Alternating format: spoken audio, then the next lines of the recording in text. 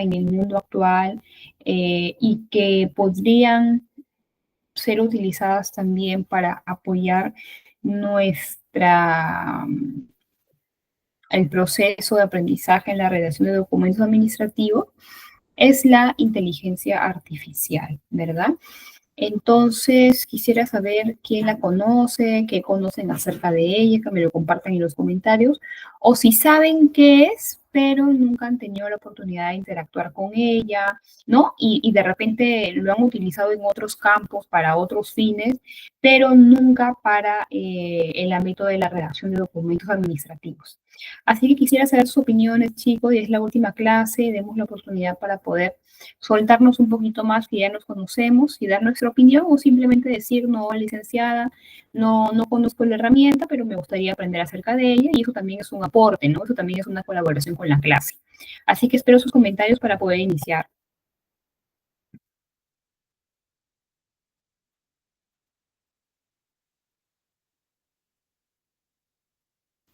¿Alguna idea, chicos? ¿Algún aporte?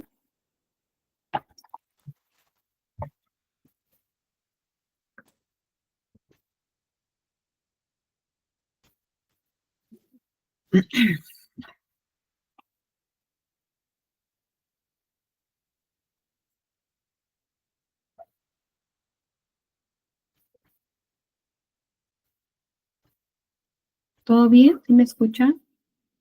¿Algún aporte, chicos? ¿Alguna idea? O de repente no la conocen y está bien, si alguien me lo puede comentar a través del chat.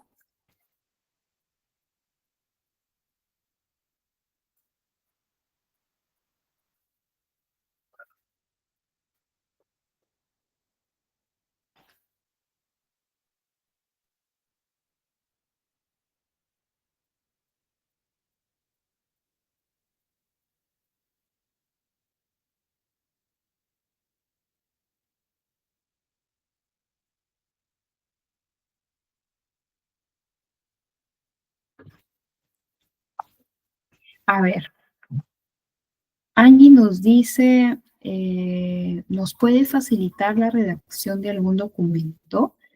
Si te refieres a los documentos que ya hemos venido tratando en clases anteriores, yo lo voy a organizar en una carpeta y se lo voy a pasar al coordinador con más seguridad el día lunes para que se los pueda alcanzar. Si es eso a lo que te refieres. Camila nos dice que ella utiliza ChatGPT para algunas tareas. Suelo preguntarle cualquier duda que tenga. Excelente, Camila, gracias por tu aporte. Es cierto, ¿no? Existen aplicaciones de sitios web o aplicaciones o apps para descargar que trabajan con inteligencia artificial que son muy diversos, ¿verdad? Existen aplicaciones pagas, aplicaciones free, ¿no? Suscripciones, en fin, muchas modalidades de poder iniciar con ello y en verdad tienen mucha utilidad. Elielba nos dice, licenciada, la tecnología avanza cada vez más, generando estas herramientas que nos facilitan las cosas a los seres humanos. Aún he tenido la oportunidad de implementar, pero no debemos quedarnos atrás. Debemos siempre tratar de avanzar para poder tener oportunidades laborales. Es correcto, Elielba, vivimos en un mundo cada vez, bueno, nacimos en la era tecnológica, particularmente yo nací en una época en el 96 en el que el Internet todavía estaba dando sus primeros pasitos, ¿no? La gente no vivía como lo hacemos el día de hoy, rodeada de tecnología, pero he podido ir viendo grandes pasos, por ejemplo, en cuanto a la evolución de los teléfonos móviles, de las aplicaciones en los teléfonos móviles, el cambio de las opciones en Internet, que los que hemos nacido entre el 85, 90 y 2000 nos adaptamos bastante bien, ¿no? Pero por ejemplo, es muy normal que para personas mayores de 50, como nuestros papás, les sea o le haya sido en algún momento un poco más difícil aprender el uso de las herramientas y tener facilidad de poder dar resolución a problemas cotidianos o a buscar dentro de las opciones dependiendo de lo que necesitamos, ¿no? Así que son aportes bastante importantes. Es cierto lo que dice Elielba de no debemos quedarnos atrás, ¿no? Debemos ir poniéndonos al tanto, de acuerdo a lo que corresponda usarlo, si es que lo creemos conveniente, si creemos que es un apoyo, ¿no? Pero también hacerlo con cautela y hacerlo midiendo todos sus impactos, ¿no? Incluso para dar respuesta al aporte de la alumna Camila, existen muchas personas que dan sus teorías sobre cómo vamos a o cómo va a evolucionar la inteligencia artificial en un periodo de años corto, ¿no? Que posiblemente podamos ver entre 10, 15 años, ¿no? Que muy probablemente la inteligencia artificial avance a tal punto de que pueda suplir en algunas actividades que creemos y hacemos hoy día de forma cotidiana los seres humanos, ¿no? Entonces, parece que es una opción lejana, quizá para muchos irreal, pero seguramente si la tecnología avanza como lo viene haciendo hasta ahora, es una posibilidad cada vez más cercana. Entonces, empecemos conversando sobre el concepto, ¿no? ¿Qué es la inteligencia artificial? ¿Para qué sirve y con qué propósito ha sido creada? La inteligencia artificial, primero lo que hay que resaltar es que es una tecnología, es un tipo de tecnología. Es un tipo de tecnología que ha nacido hace algunos años con un propósito muy, muy específico. ¿Y cuál es ese propósito muy, muy específico? Crear un sistema o otorgarle a máquinas la capacidad lo más cercana posible de interactuar, pensar, proponer, como lo hacen las personas humanas. Porque retrocedamos hace 20 años y pensemos en los que nos distingue a nosotros los seres humanos de todos los otros seres en el universo. ¿Qué nos distingue a nosotros? Nos distingue principalmente las habilidades de razonar, las habilidades de pensar, las habilidades de crear, las habilidades de analizar, las habilidades de aprender, de resolver, que solamente lo podemos hacer los seres humanos, que no lo tienen los animales, que no lo tienen las máquinas, ¿verdad? Los seres pensantes en el universo somos los seres humanos. Y esa habilidad que nosotros tenemos propia de nuestra evolución, propia de las características de esta especie que no tienen las demás especies, no solamente nos diferencia de los demás, sino que nos otorga un valor que sin duda, además de diferenciarnos, nos hace muy difíciles de replicar, ¿no? Por eso, hasta ahora, muchos procesos que solamente son posibles gracias a la inteligencia, creatividad, innovación del ser humano, pueden ser, digamos, lentos o podrían ser más rápidos, pero no lo son porque justamente dependen de la habilidad del ser humano para concretarse, ¿no? Esa gran diferencia que nos distingue a nosotros como seres humanos y que no tiene ninguna otra especie en el mundo, es una habilidad muy cotizada y muy requerida, porque gracias a esa habilidad se encuentran soluciones a los problemas. Gracias a esa habilidad es que nuestra especie ha podido sobrevivir, es que nuestra especie es la especie dominante en el mundo, ¿verdad? Entonces el ser humano un día se preguntó, ¿cómo hago? ¿Qué necesito hacer para que máquinas tengan en lo máximo posible esa habilidad que tienen las personas de analizar, de comprender, de proponer, de sugerir? ¿Cómo hago un poco más humano a una máquina? Entonces, respondiendo a esa pregunta, es que se crea la inteligencia artificial. La inteligencia artificial trabaja cada día para lograr que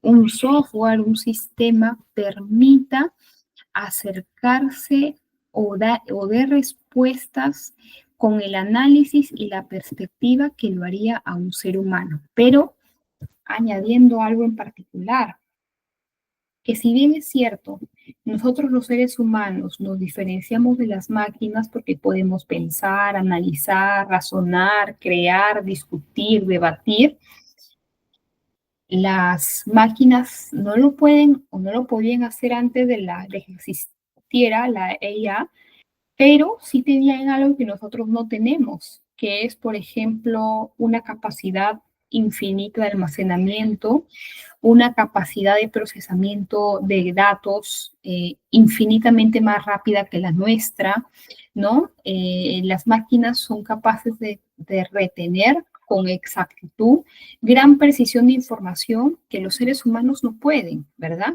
¿Por qué? Porque los seres humanos tenemos una memoria limitada a corto plazo, a largo plazo, tenemos inteligencias diferentes, ¿verdad?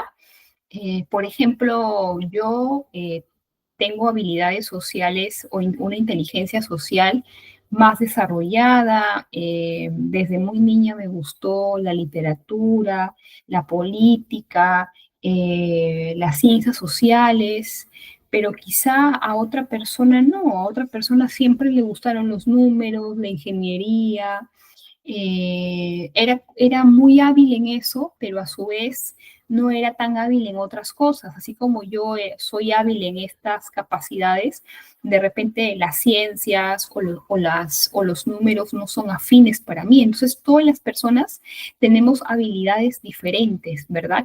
Que con los años, que con una carrera vamos potenciando, vamos explotando. Hay personas que tienen una habilidad increíble para poder cantar, para poder dibujar, para poder, no lo sé, diseñar, para poder crear marcas, publicidades. No todos tenemos las mismas habilidades, ¿cierto? Entonces, por eso es que cada ser humano es único y es diferente. Sin embargo, tú puedes estandarizar a las máquinas, ¿no? Las máquinas, además de retener una gran cantidad de información, se comportan de la misma manera, se utilizan de la misma manera, se componen de la misma manera. Entonces, esa habilidad de que, por ejemplo, una máquina o un sistema o un software sepa todo, porque si tú le preguntas a la IA un problema de matemática, te lo resuelve. Le preguntas sobre un ensayo literario, te da el resumen. Si tú le preguntas la estructura de un oficio, te lo da. Si tú le explicas o le preguntas qué es el método científico, te lo va a decir. Si tú le preguntas sobre obras de arte, o sea, los software manejan todo tipo de información y son buenos para todo, porque son eso, son software, son máquinas, ¿verdad?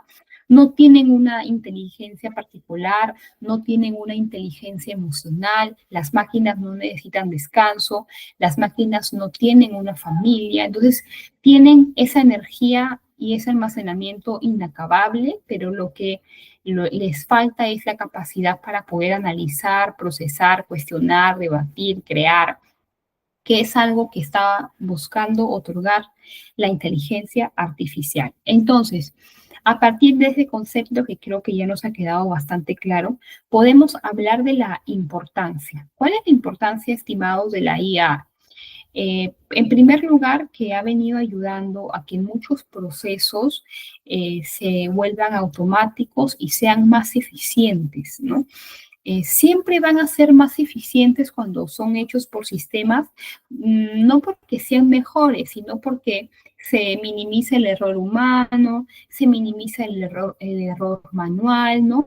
Eh, Como dice la frase, errar es humano, ¿no? Entonces todas las personas podemos cometer hasta errores inconscientes sin darnos cuenta, pero cuando se le da esa tarea a la máquina es muy difícil que lo cometa, ¿no? Porque ya vienen programados para cumplir un fin. ¿Cuál es el otro beneficio, estimados, desde que nació, se implementó y se empezó a utilizar la inteligencia artificial? Es que le permite a las personas tomar decisiones basadas en datos. ¿Qué quiere decir? De repente su compañera Camila lo pueda explicar o compartir esta parte, ¿no? En el sentido de que tú puedes apoyarte en la inteligencia artificial para que procese bases de datos de muchas fuentes y con esos resultados, con esas conclusiones, tú puedas tomar decisiones. Por ejemplo, vamos a pensar que tú quieres abrir un emprendimiento de un restaurante, no lo sé, un restaurante de comida rápida en una zona determinada.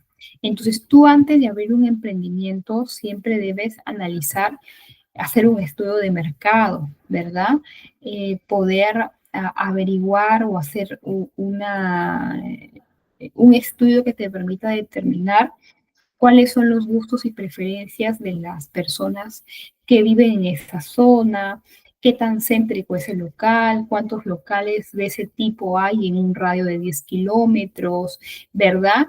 ¿Cuál es la clase socioeconómica de esas 10 hectáreas a la redonda, ¿no? De repente, qué experiencias se han publicado sobre emprendimientos de ese tipo en la ciudad, en la provincia. O sea, tú para tomar una decisión de inversión, por poner un ejemplo, necesitas contar con información que te permita tener elementos que te ayuden a decidir si la mejor opción es invertir o simplemente no hacerlo o invertir en otro tema, ¿no? En otra oportunidad de negocio.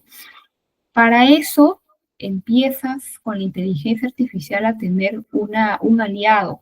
¿Para qué? Para que procese esa información, para que busque en toda la nube si existen estudios, de repente hay tesis, hay artículos, hay estudios de mercado que tienen 2 años, 3 años de antigüedad, lo revisa, te lo resume y te presenta información procesada, ya revisada de una manera muchísimo más rápida y detallada que la que tú podrías hacer, porque como ser humano hay limitaciones, te tomaría tiempo, probablemente conllevaría que busques la ayuda de profesionales para que haga un estudio, lo cual también implica un presupuesto. Bueno, pero finalmente ayuda a las personas a tomar decisiones basadas en datos. Otro ejemplo, ¿no? El caso del personal médico. Imaginémonos que un especialista de cáncer, un oncólogo, recibe en su estudio, en su consultorio, a una persona que presenta un caso de cáncer muy particular, de esos casos que son 1 en 1 millón, ¿no? De un cáncer muy agresivo, de un cáncer poco visto, de un cáncer que de repente él no conoce, no ha visto, o sea, sabe que existe, pero que no ha visto algún caso en su carrera. Entonces, por ejemplo, ¿cómo podría apoyarse él en que la inteligencia artificial indague? De repente existen papers, investigaciones, artículos en revistas médicas, ¿no? Que permita conocer cómo se presentó el caso en otro país, en otra ciudad, quién lo atendió, cómo lo abordó, si se hizo cirugía, no hizo cirugía, se aplicó quimio, no aplicó quimio, ¿no? Entonces, esa información que parece, eh, digamos, no tener mayor relevancia, realmente sí la tiene para una persona que necesita tomar decisiones basadas en datos, ¿correcto? Espero estar dejándome entender con los ejemplos. Evidentemente, otra de los factores de importancia es la creación de nuevos empleos.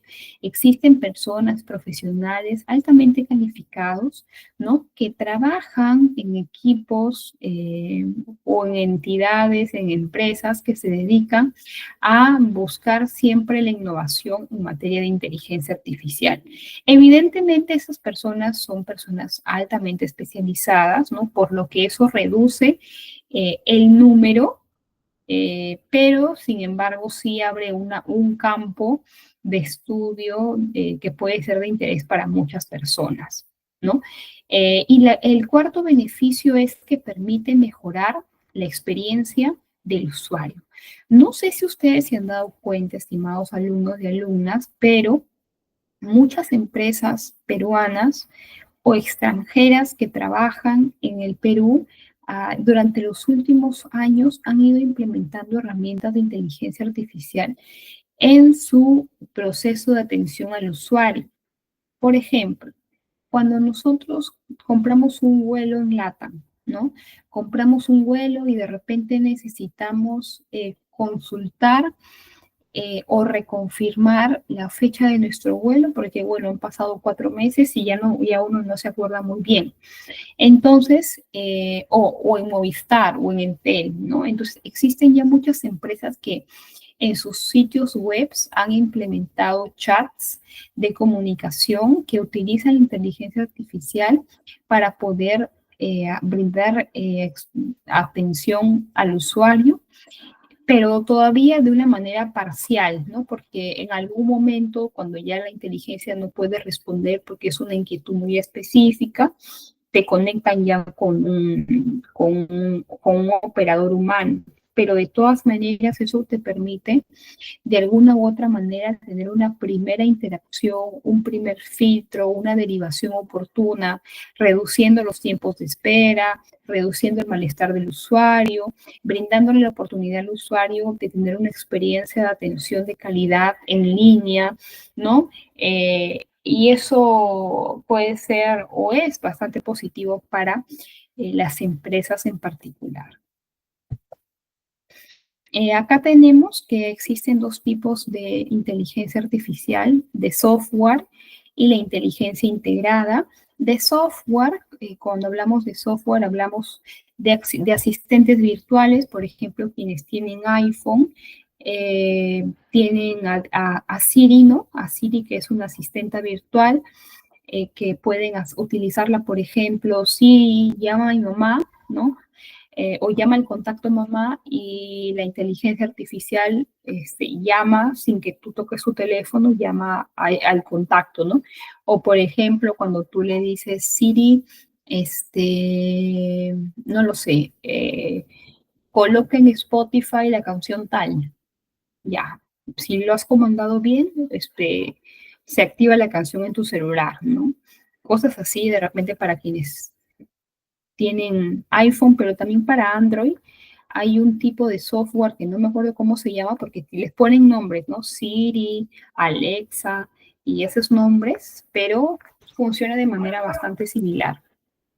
Así como existen asistentes virtuales, también existen softwares de análisis de imagen, de reconocimiento de voz. No sé si ustedes han visto en los últimos meses algunas noticias, algunos casos periodísticos en donde muchos de las personas dicen no para defenderse, ¿no? Eso lo ha creado la inteligencia artificial, esa persona no soy yo, ¿no? Por lo que es muy posible de que ahora, por ejemplo, tu voz pueda ser elaborada o recreada a la exactitud por la inteligencia artificial, o por ejemplo, no sé si ustedes han visto en algunas redes sociales que existen ahora la posibilidad de crear videos. Por ejemplo, cuando tenemos a un familiar fallecido y queremos crear un video de esa persona hablando de algo que sucede en la vida real, ¿no? O digamos, crear un recuerdo de esa persona como si aún viviera, se puede hacer, ¿no? Lo puede hacer y es posible hacerlo a través de la inteligencia artificial, ¿no? Y esos tipos de software, pues evidentemente son software más complejos, no son software gratuitos, ¿no? Pero tratando de explicarles y darles una idea de lo que significa el EIA de software. Pero también tenemos una inteligencia artificial integrada. Por ejemplo, los que son ingenieros, arquitectos, saben de que ahora los drones, que es este aparato que tú puedes hacer volar sobre un área para recolectar información, grabar videos, tomar fotos.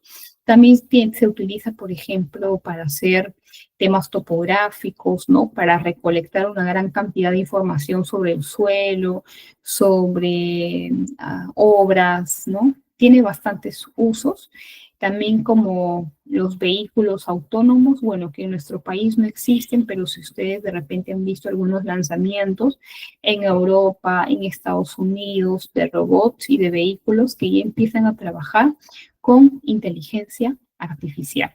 ¿Hasta acá alguna duda, chicos? ¿Me he podido explicar? ¿Me están entendiendo? ¿O alguien tiene alguna consulta?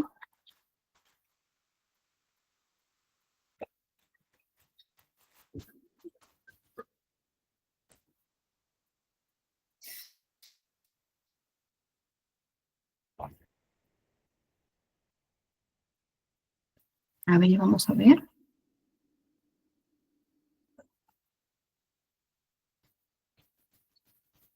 ¿Alguien me escribió un mensaje o levantó la mano o alzó el pulgar? Porque no lo alcancé a ver. ¿Todo bien, chicos? ¿Hay alguna pregunta?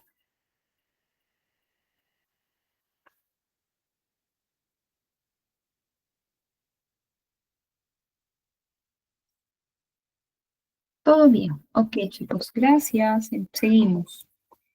Bueno, también como existen ventajas, también existen desventajas, ¿no?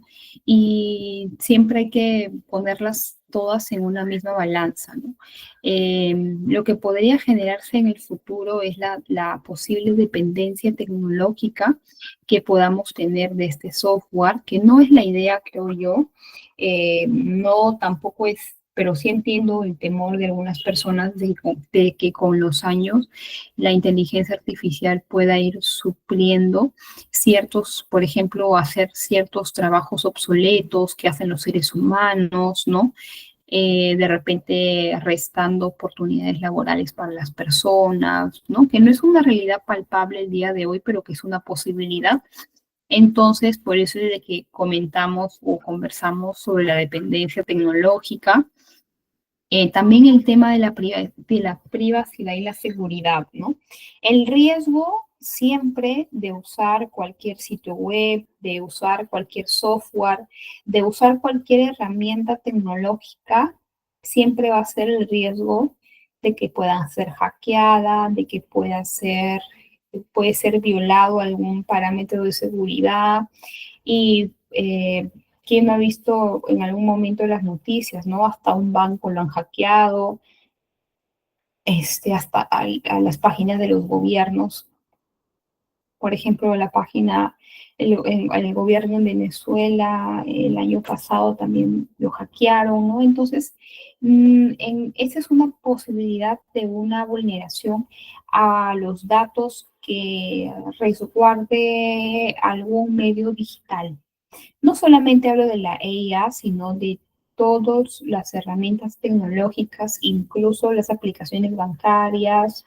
¿Qué puede ser? Las aplicaciones bancarias, el YAPE, la información que tengan las entidades, la base de datos, siempre puede o tiene la posibilidad de ser hackeada y eso no es diferente con la IA, ¿no? Entonces, sin duda, también implica un riesgo para las personas cuya información está por ahí navegando en la nube, ¿no?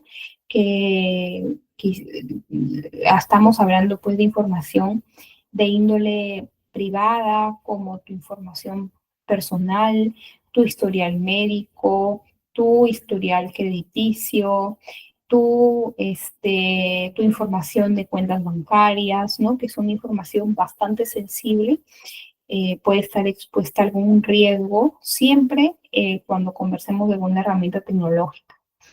Y así como nosotros los seres humanos también tenemos errores propios de nuestra especie, el software como inteligencia artificial también tiene errores. ¿Pero por qué errores? Porque recordemos que ese software trabaja con datos que están en el Internet y que siempre o en algún momento han provenido de fuentes humanas, ¿no? Entonces, no puede faltar por allí que la IA analice un trabajo de investigación cuyo análisis de información o análisis estadístico puede haber sido o puede haberse equivocado, ¿no? Entonces, por un dato, por una coma, por un dígito, tiene un impacto en todos los resultados. Entonces, así como nosotros podemos tener errores, la IA también puede tener errores porque a veces, por ejemplo, cuando tú le pides una información, como la IA trata de darle un contexto a esa información, a veces todavía no puede pensar 100% como un ser humano, a veces no lo cuando ya el sistema necesita interpretar, la interpretación es una facultad y es una habilidad de los seres humanos, ¿no? Entonces la IA a veces lo hace bien, como a veces lo hace mal. Y cuando lo hace mal, a veces te da la información incorrecta, a veces te da la información que tú no pediste, ¿no? Y hay que volver a pedirle, hay que de repente cambiar nuestro comando, ser más corto, ser más extenso, ser más específico, ¿no? Entonces, eh, tampoco podemos hablar de un 100% de seguridad de la información que nos brinda. Ahora, ustedes se preguntarán, licenciada, ¿la inteligencia artificial está regulado en el Estado peruano? Hasta hace unos años el concepto existía, pero no tenía ningún tipo de regulación estatal, ¿no? Simplemente era un tema que estaban haciendo, pero que no tenía interés, o por lo menos de repente sí interés, pero no regulación oficial del Estado. Sin embargo, hace poco se ha promulgado una ley que se llama Ley que promueve el uso de la inteligencia artificial en favor del desarrollo económico y social del país. Quiere decir que ya este concepto está regulado en una norma que es una norma todavía incipiente, es una norma bastante general, pero que de todas maneras ya nos puede dar ciertas luces de la manera en que el Estado peruano viene enfocando ese concepto. Bueno, y sin duda alguna, lo enfoca desde el objetivo, desde la perspectiva de utilizarlo para fines, para mejorar la calidad de los servicios públicos, de utilizarlo para hacer el Estado más eficiente, para hacer el Estado más cercano a los seres, a los pobladores, a los ciudadanos, ¿no? Ese es su objetivo, pero vamos a revisar en este caso algunos principios que están escritos en la ley y conversar sobre lo que nos quiere decir, ¿no? Por ejemplo, el primer principio indica que el uso de la inteligencia artificial debe contemplar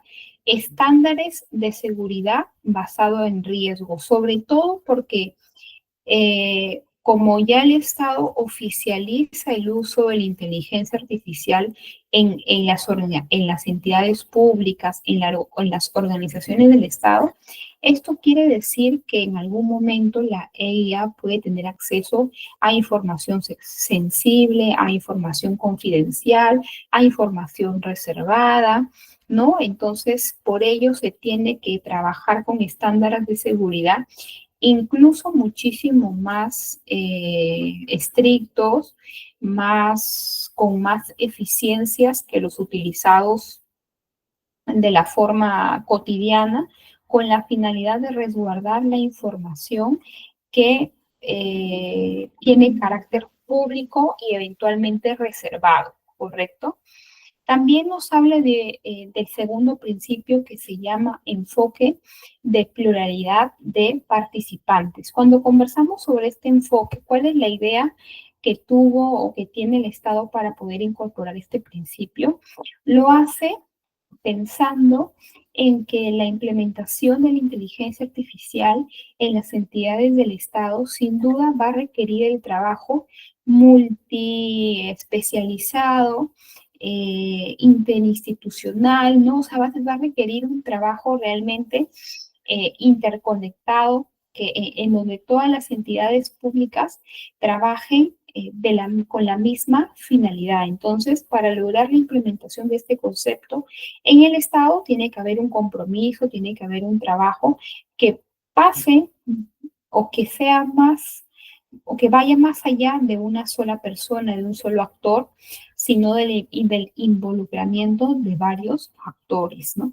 Y por último, tenemos los principios de gobernanza de Internet, de sociedad digital, que básicamente tienen correlación con algunas estrategias que viene implementando el Estado para hacer un Estado que vaya creciendo, que se vaya implementando conforme la sociedad va avanzando en cuanto a eras tecnológicas, en cuanto a herramientas digitales, en cuanto a accesos digitales para las personas, para los ciudadanos, ¿no? El Estado y sus instituciones no se pueden quedar atrás o muchísimo más atrás que el avance de la tecnología, porque eso puede lograr que en algún momento el Estado deje de ser también eficiente e inclusivo con las personas. Finalmente, también la ley, perdón, que promueve el uso de la inteligencia artificial en el Estado peruano, habla de un desarrollo ético para una inteligencia artificial responsable, un desarrollo ético, ¿no? En donde nosotros busquemos o las instituciones del Estado busquen su implementación para reforzar habilidades de sus funcionarios, para brindar un servicio de calidad más eficiente, pero no para tener, por ejemplo, una manera de eludir la ley, de cometer delitos, de hacer fraudes, no, no se trata de eso. Eso no es la idea a partir de la cual nace la necesidad de implementar la inteligencia artificial, sino en coadyuvar en las actividades que realiza el Estado. Y finalmente, la privacidad, que ya es un tema relacionado a lo que habíamos hablado en un primer momento del componente de seguridad. Además de principios, esta ley también habla de la creación de una autoridad nacional que va a estar adscrita o que está adscrita a la PCM a través de la Secretaría de Gobierno y Transformación Digital, y esta autoridad nacional de la inteligencia artificial va a ser la encargada de comandar el barco, de liderar las acciones de coordinación, de organización, de regulación, de implementación de la inteligencia artificial en nuestro país. Evidentemente, esa tarea es una tarea. Sí, discúlpeme, denme por favor unos segundos. Discúlpeme un segundo nada más.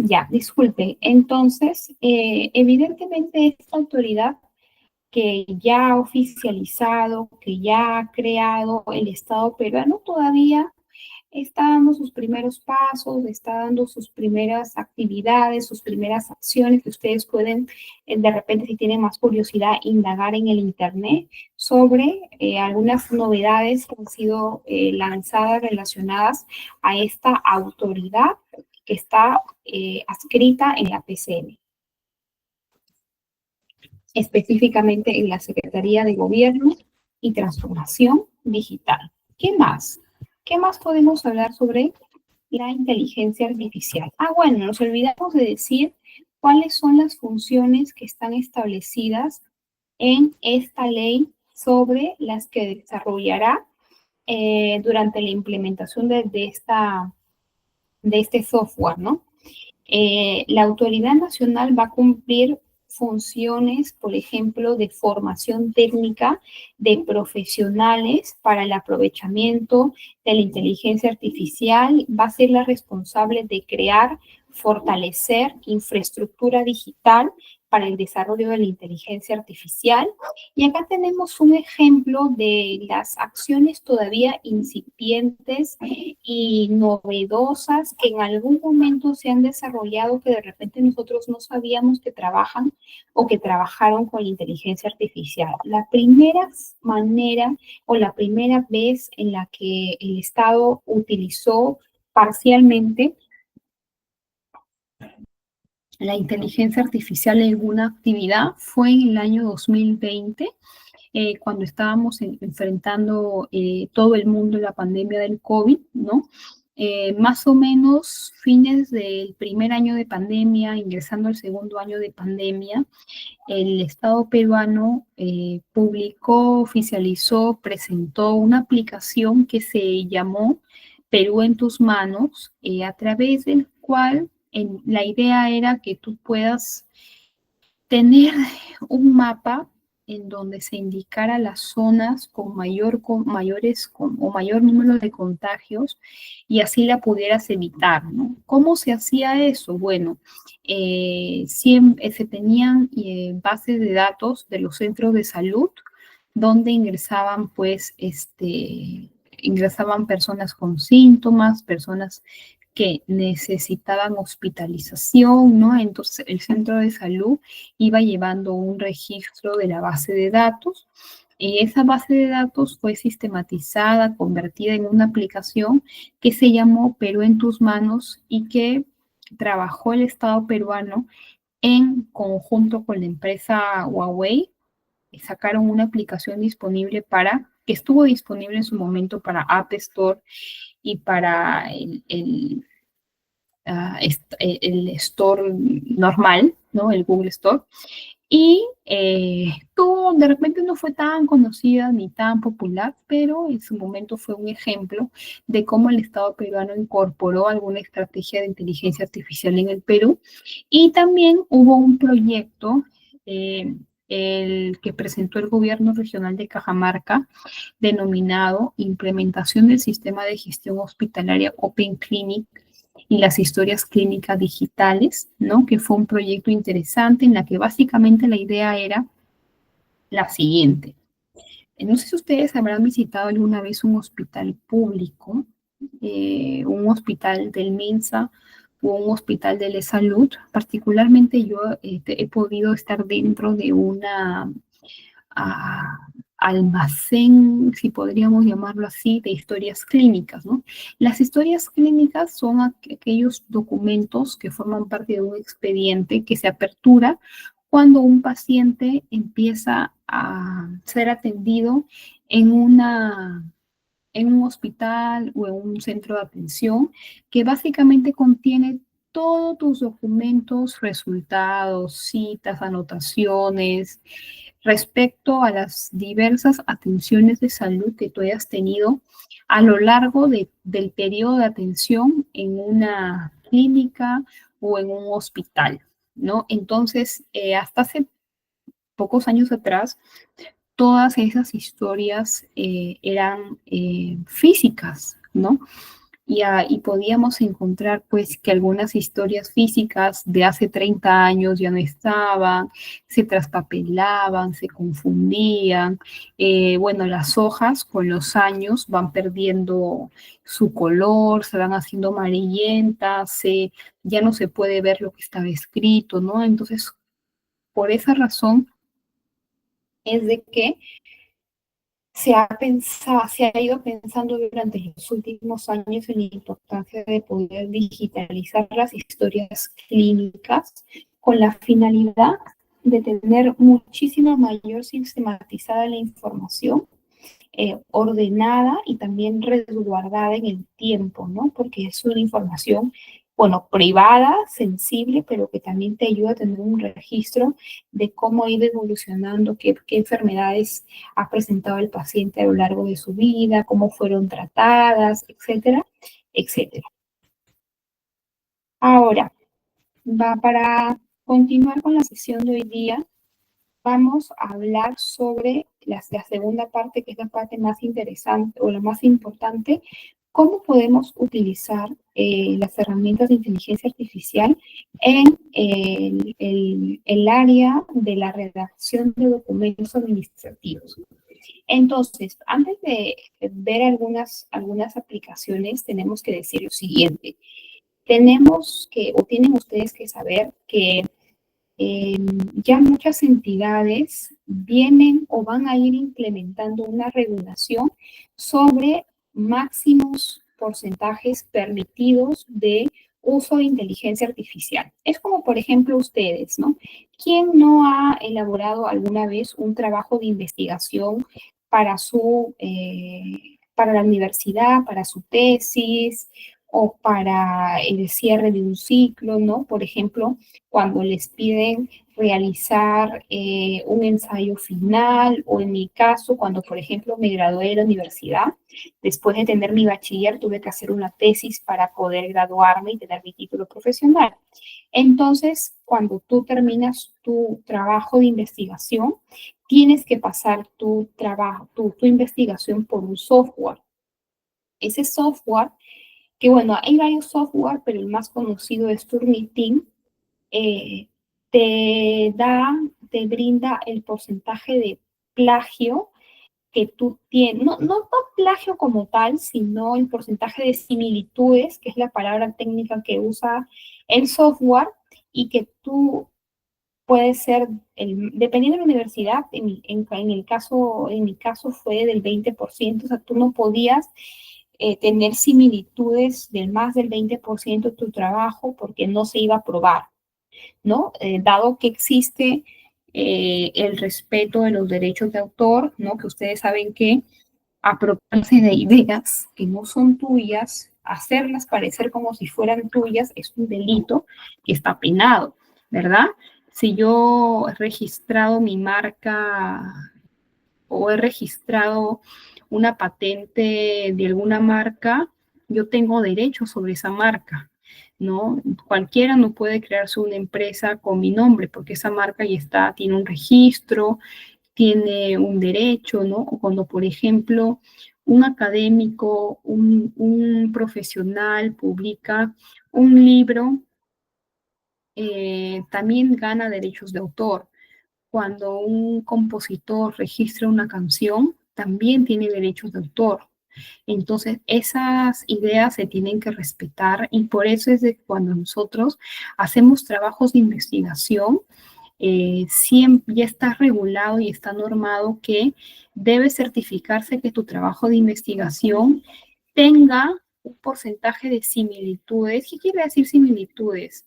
La identificación de ideas que ya existen, que ya han sido creadas por alguien más, tú no puedes utilizarlas expresamente, literalmente, sin citarlas. Es más, las citas de otras investigaciones se hacen no textuales, sino a través de una interpretación, ¿no? Porque si no, como lo vuelvo a decir, tiene responsabilidades. Y eso se hace público, por ejemplo, ¿quién no ha visto las noticias de autoridades de alto rango, que sus trabajos de investigación son analizados 20 años después, analizados 15 años después, donde se detectan que esas personas tuvieron un porcentaje de similitudes del 50%, 60%, ¿no? Entonces, eso no solamente moralmente o éticamente es incorrecto, sino también puedes recibir una pena por eso, porque los derechos del autor también están protegidos. Entonces les decía que la inteligencia artificial también viene estando regulada por software que recientemente están controlando en ciertas instituciones el uso de la misma. ¿no?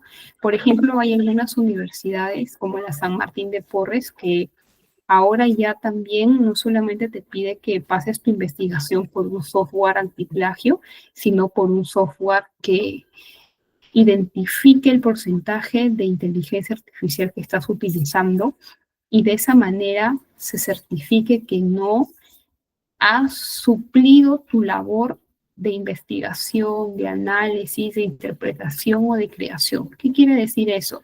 Que tú puedes utilizar herramientas para poder fortalecer tus ideas, para poder sistematizar o procesar datos, pero no la puedes utilizar para reemplazar tu capacidad obligatoria de hacer un análisis, ¿no? Porque si tú se lo encargas, también es una acción que no está permitida. Te ayuda, pero no puedes encargarle todo el trabajo. Incluso se han hecho famosos algunas noticias de unos proyectos de ley que fueron pasados por ese software que se detectó que gran parte de esos proyectos de ley han utilizado indebidamente un porcentaje o una gran parte y la hacen pasar como si fuera suya, ¿no? Entonces hay que tener mucho cuidado con eso porque también se puede reconocer a través de software, a través de sistemas, el uso de la inteligencia artificial. Por más que parezca redactado por ti o tenga una redacción de repente interpretativa, dando una opinión, siempre se puede identificar cuando sí es, cuando proviene de una fuente que no es una persona, ¿no? O que es una idea que ya alguien la dijo literalmente, o que proviene de este tipo de software. Por ejemplo, voy a mostrar esa noticia para que ustedes lo puedan ver. Claro que todavía no está normado como si no está el plagio. No lo califica como un delito todavía, que yo sepa como si lo califica el plagio que está normado. Me parece que apropiarse de derechos de autor tiene una pena de 4 años, pero tendría que revisar bien, pero más o menos por ahí va. Ay, sino que justo mi internet no está cooperándome ahorita, pero hay que esperar un ratito para poder ver algunos ejemplos. ¿Alguien más quiere hacer algún comentario, chicos? ¿Algún aporte, alguna idea, alguna experiencia de repente, Camila, que puedas compartir con nosotros sobre qué beneficios tú has ido viendo durante este tiempo de uso, ¿no? Que podrías recomendar a tus compañeros?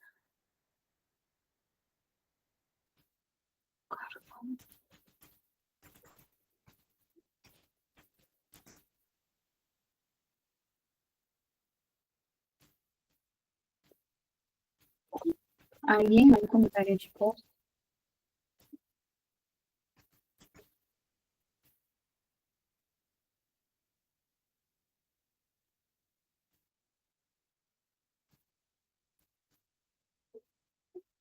¿Sí me escuchan, cierto? Ok, entonces vamos a conversar sobre de qué manera podríamos aprovechar eh, esta herramienta en el caso específico de los documentos administrativos. Bueno, yo diría que qué bueno, Samir, yo diría que de dos formas, ¿no? La primera es la parte de la estructura o la forma. ¿Por qué? Porque ya hemos ido viendo a lo largo de las clases que los documentos administrativos tienen estructuras particulares y muy diferentes los unos con los otros, dependiendo de su utilidad, dependiendo si es en el sector público o en el sector privado, ¿verdad?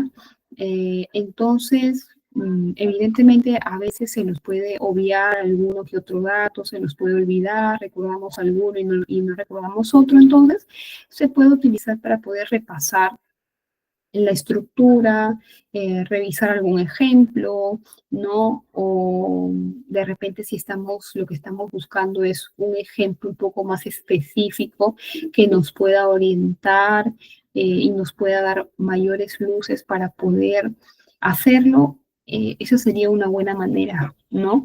Pero si ya encargamos 100% la redacción a esa herramienta, ahí sí estaríamos hablando de otro asunto, ¿no? Un asunto que no recomiendo porque ya estarían yendo por el camino más fácil y yo creo que esa no es su idea, ¿no? La idea es que ustedes mismos fortalezcan, trabajen y pulan sus habilidades por sí solos, ¿no? Y no lo van a poder hacer si es que no practican, ¿no? Si es que no tienen experiencias o eh, buscan intentarlo a través de la práctica, pues muy difícilmente puedan avanzar. Entonces, como yo sé que ese no es su objetivo, se tendría que considerar que por allí no se recomiende el uso, ¿no? Sino más para revisar la estructura, para de repente revisar la ortografía, ¿no? Revisar la semántica, o de repente si yo tengo una idea, pero siento que mi idea le falta más fuerza, le falta más vigor, entonces lo que yo puedo hacer es proponerle mi idea y de repente colocarla con otras palabras o escuchar sugerencias sobre una mejor redacción, sobre un mayor orden, ¿no? Ese creo que podría ser el uso mucho más razonable, mucho más adecuado, mucho más productivo de esta herramienta. Por ejemplo, ahora en pantalla, que ya creo que cargó mi internet,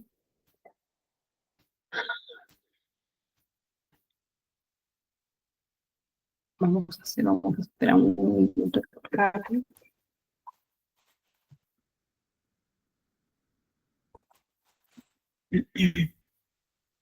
Bueno, también aprovechando que carga, comentarles que, que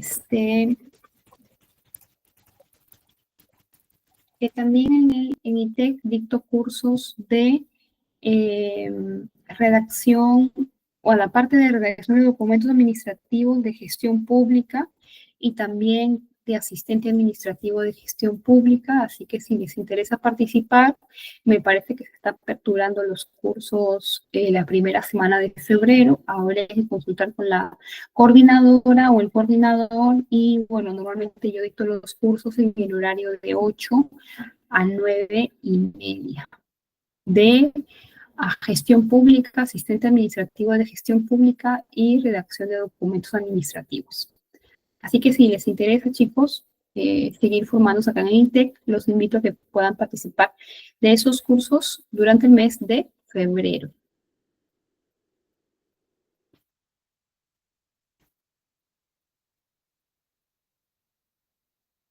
Entonces, la forma de uso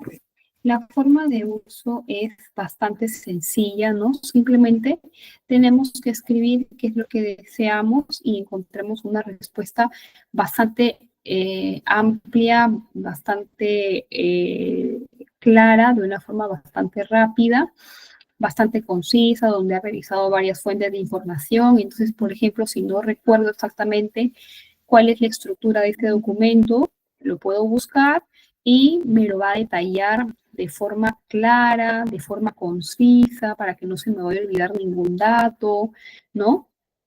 Vean ustedes, incluso me brinda el ejemplo de uno de esos documentos. No lo está redactando por mí, no está supliendo esa habilidad, pero sí me está apoyando a recordar un área que de repente no tengo por qué, y creo que no es necesario tampoco que lo tengas memorizado al 100%, porque puedes revisarlo en menos de un minuto y de esa manera recordarlo. Si no estás muy seguro, también recordarlo, ¿no? Pedir sugerencias relacionadas a la gramática, a la semántica, a la ortografía, etcétera, etcétera. Y existen otras versiones pagas, mucho más completas, ilimitadas, ¿no? Porque estos tienen estos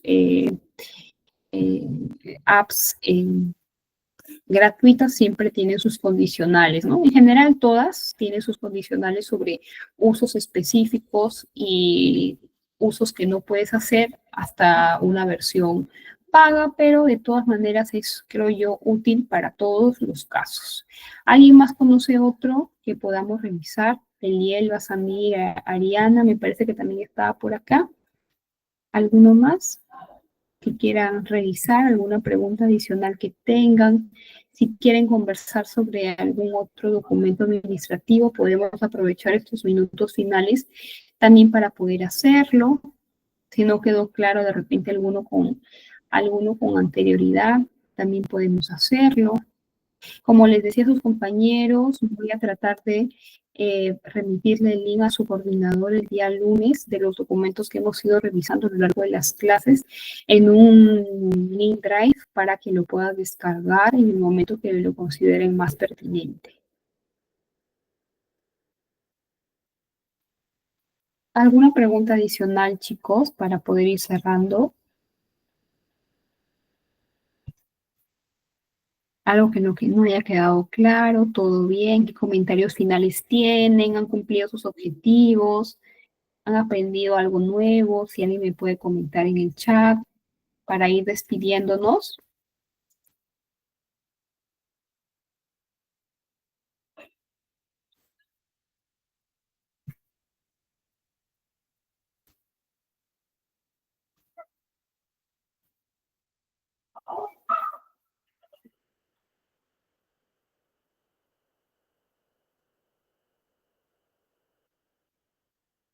Todo perfecto, dice Samir. Gracias. ¿Algún comentario más, chicos, para ir despidiéndonos? ¿Alguna pregunta adicional que tengan de su parte que haya quedado por ahí de repente sin resolver?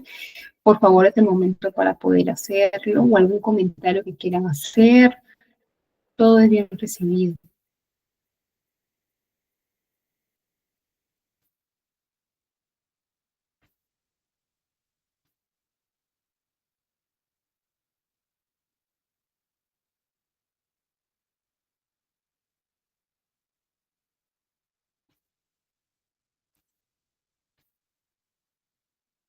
Bueno, como creo que no lo hay, yo en ese sentido me despido. Espero que hayan sido 2 semanas provechosas para ustedes, que se hayan certificado, que también sería una información valiosa conocer que los alumnos, bueno, y felicitar a los alumnos que se han mantenido desde la primera clase, ¿verdad?